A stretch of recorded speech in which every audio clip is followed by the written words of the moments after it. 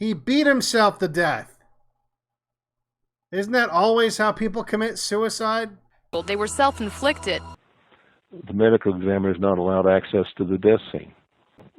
4 months later, it had been painted and cleaned up. I wonder why. John Doe number 2. John Doe number 2. John Doe number 2. But this German guy named Straussmeyer, no valid visa, and starts doing what Timothy McVeigh was doing. He starts going to like white supremacist communities and militia groups and just starts talking like, hey, it would be kind of awesome to blow up some fucking federal buildings. It's my understanding he was a German intelligence officer. He is apparently, after the bombing, taken out of the country by a former CIA operative back to Germany. His visa, as I understand it, had expired, and no one picked him up, and he was smuggled out through Mexico and back to Germany. An operation the FBI had in place since about 1991 called PATCON, P-A-T-C-O-N. The plan apparently was to put informants in with all of these groups. After a brief but intense combat experience in the Persian Gulf War, McVeigh tried out for the Special Forces. He pronounced himself unable to continue just a few days into the testing and returned to his unit demoralized and, some say, a changed man. His defense team couldn't even get a copy of his military record. The defense team themselves could never obtain his full military records, and that even though they were ordered by a judge. He creates what's known as a legend. Now, legend is when you go undercover or you get sheep dipped. He works up there 6 months and disappears. What do we find him again? Going into militia meetings and doing the same thing, making sure he's noticed. The official story is one guy, one bomb. I think he said another bomb. Oh my God, another bomb. The fire crews and the various emergency crews are trying to get in, but we keep getting reports that there may be other devices in the area. They will use that trailer. You see the bucket on the back there, sort of, this is how they would transport the explosive device away from this populated area to try to do something with it. There were two unexploded devices discovered subsequent to the initial explosion. A second bomb was found on the east side of that building. A bomb squad is on the scene. That second bomb has not exploded. We don't know quite the status yet, if they've managed to defuse it, but it has been confirmed. There have been reports of two explosive devices, unexploded explosive devices. Two different explosive devices were found in addition to the one that went off. Just an hour after the initial explosion, downtown Oklahoma City was shaken up again with word of another bomb, or maybe two. They've had to back off a couple times because they found, I guess, 2 or 3 other bombs, or at least explosive devices down there that they've had to defuse. They shut down our operation for about 20, 30 minutes because of that, and that was very frustrating because we were right at the point where we had people and we had to leave them. The first bomb that was in the federal building did go off. It did the damage that you see right there. The second explosive was found and diffused. I spent over 30 years in the Air Force.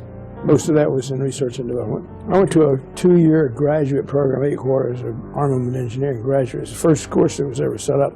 And after that, I worked at the Ballistic Research Laboratories at Aberdeen, which was 2 years of hands-on work designing, developing continuous rod warhead for the Beaumont missile and other weapon systems. Well, the truck bomb, even though it was fairly massive, was somewhat removed from some of the structures that were damaged. They clearly had some what you call Broussard's damage, where the blast pressure was way above what you would expect to get from the truck at that distance. Broussard's damage is that caused by an explosive whose blast wave is powerful enough to shatter and destroy the material affected. The problem with the failed columns at the Murrah building is at that distance, the air blast from an Anvil bomb would have been 10 times less powerful than what was needed to dissolve the concrete and cut the rebar.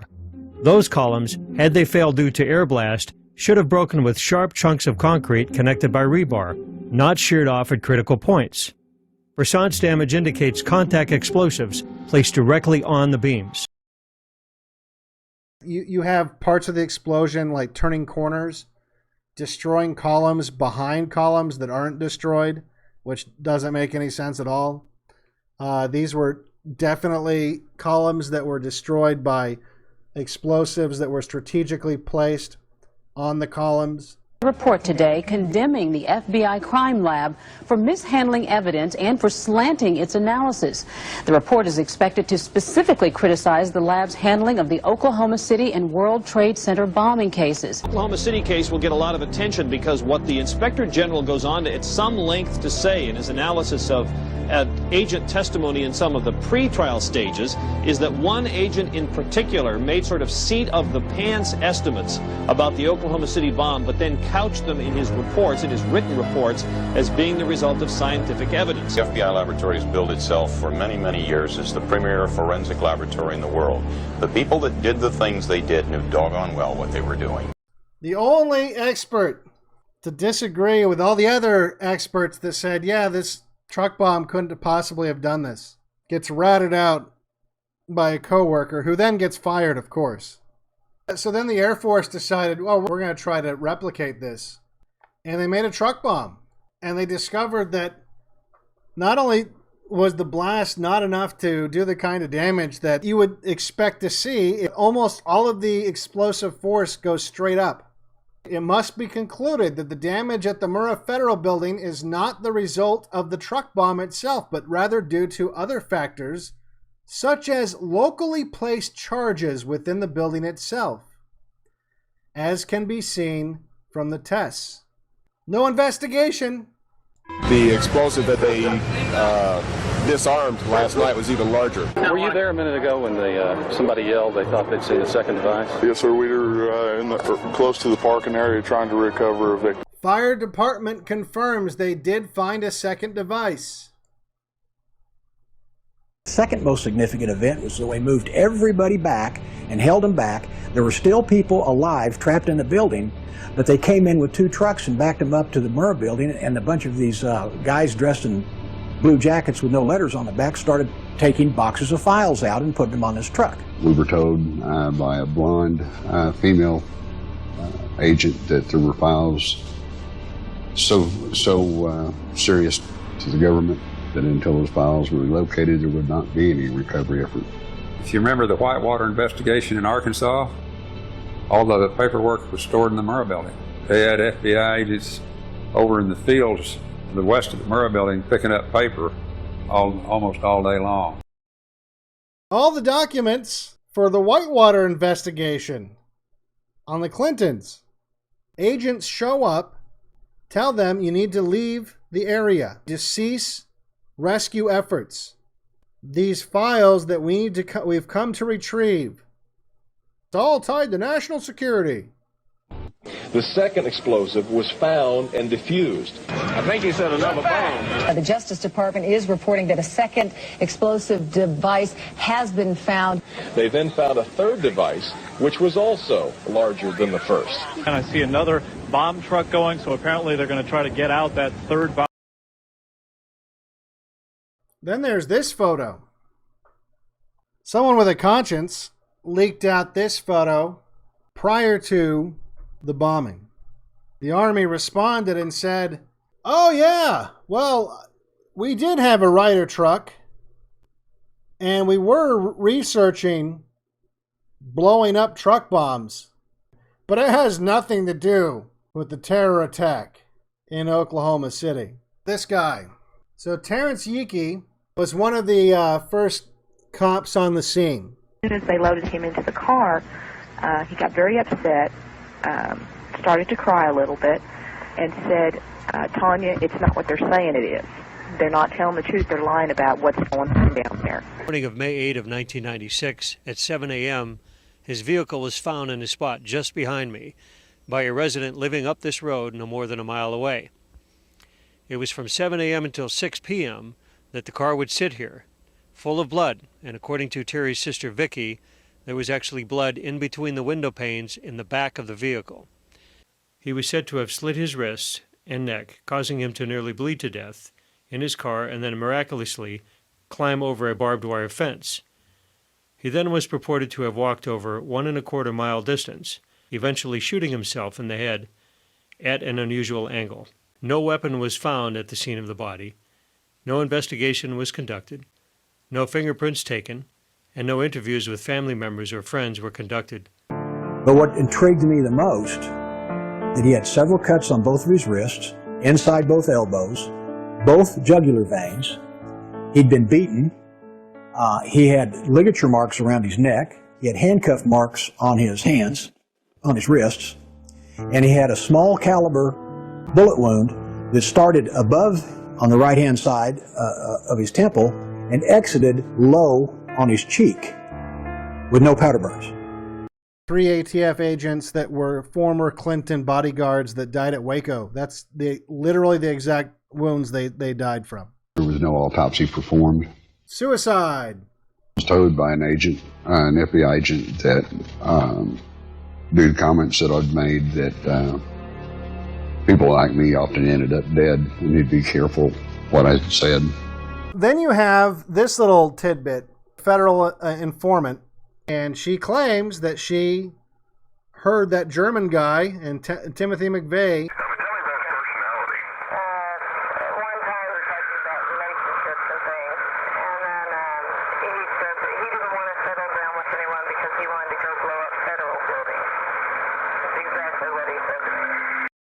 she went public with her information.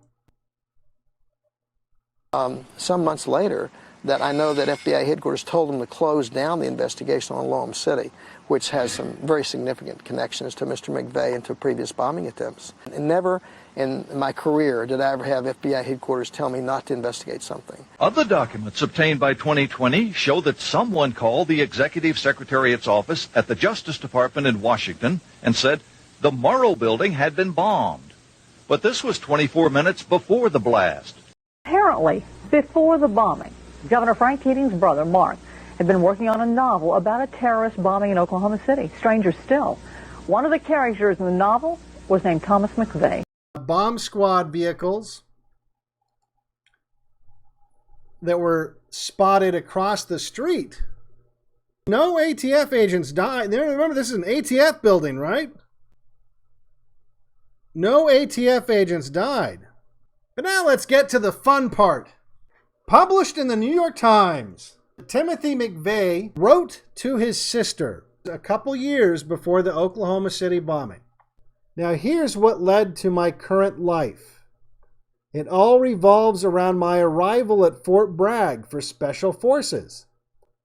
We all took intelligence, psychological, and adeptness, and a whole battery of other tests.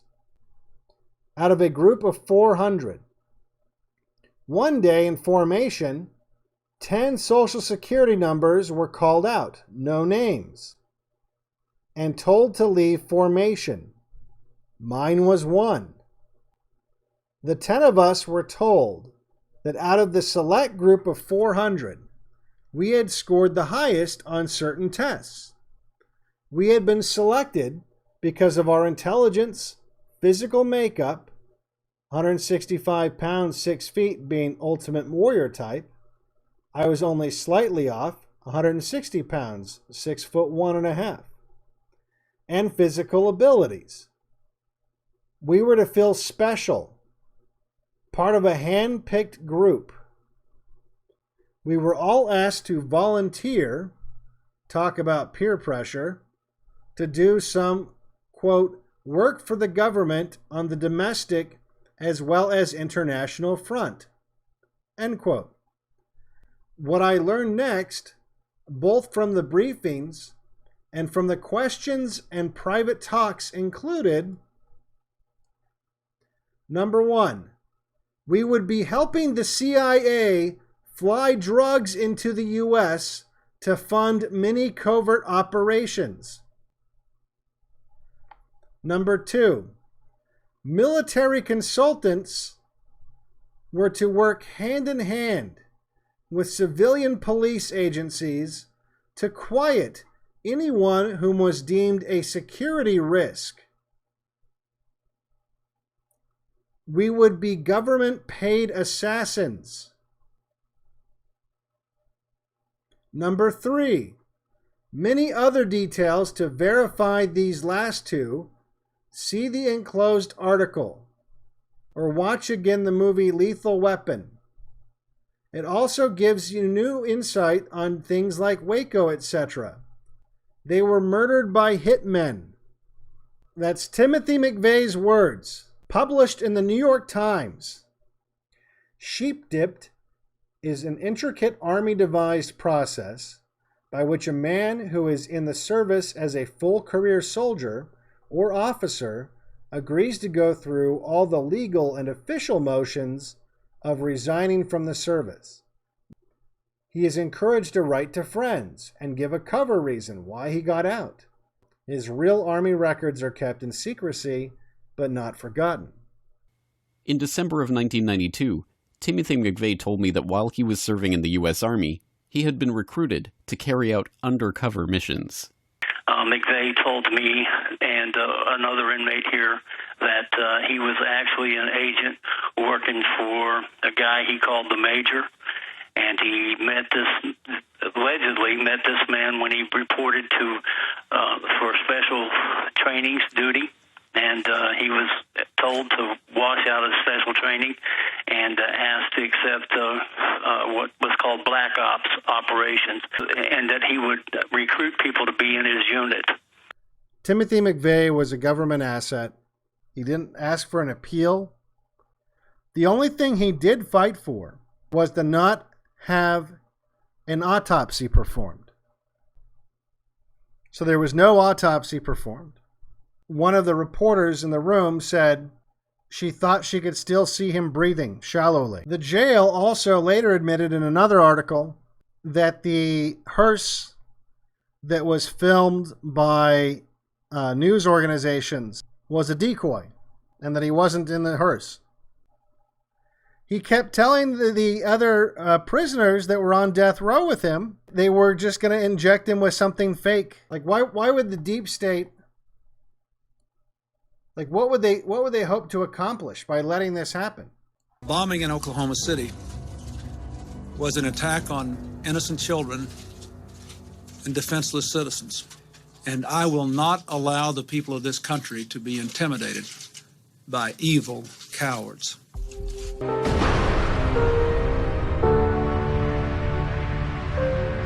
Case closed.